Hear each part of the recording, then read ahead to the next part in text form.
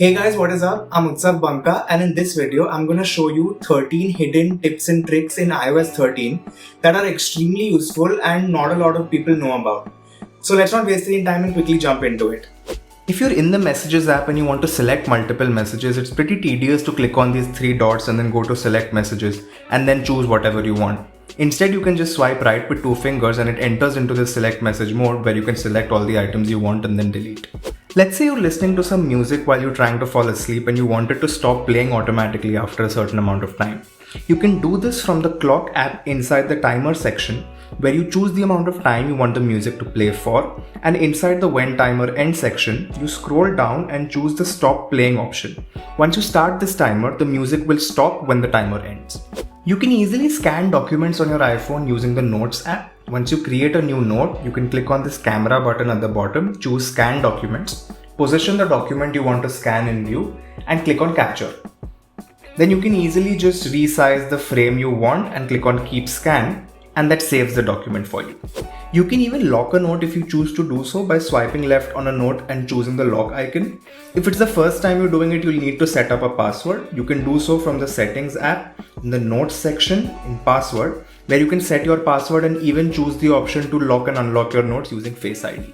You can move around multiple apps on the home screen by entering into the Edit Home Screen window and then choosing the apps you want to move together.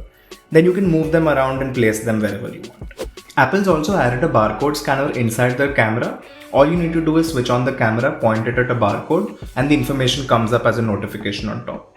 In case this doesn't work, you can go into the settings into your camera and then see if the scan QR codes toggle is switched on. By default, Apple sets its video recorder to 1080p resolution at 30 frames per second, but you can change this in the settings app in the camera section in record video and choose the resolution and frame rate that you want to run at.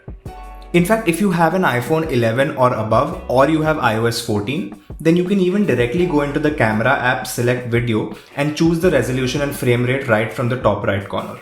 Some people love the auto brightness feature and some people hate it.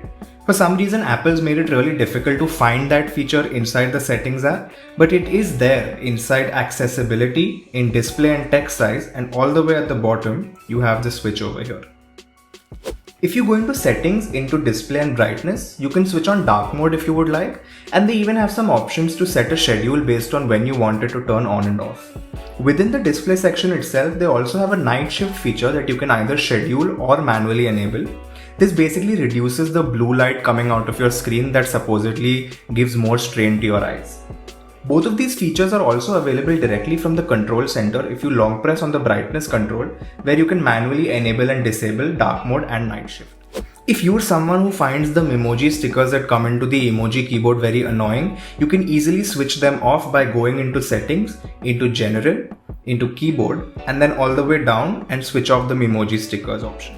If you find yourself in a situation where you're finding it difficult to reach the top ends of your phone, you can just swipe down at the bottom and that brings down the screen, giving you easy access to all the corners. In older iPhones, this would get activated by double tapping the home button. In case they don't work, you can go into settings, into accessibility, touch, and see if the reachability toggle is switched on. If you're making some calculations inside the calculator app and you made some error in one digit, then instead of pressing the C icon and getting rid of the entire number, you can just swipe left or right to get rid of just one digit. When you're in the calculator and go into landscape mode, it'll activate a lot of other functionalities and features that will help you do some more advanced calculations. That's it for my video today, guys. If you liked it, don't forget to share and subscribe to my channel. Catch you guys in the next one.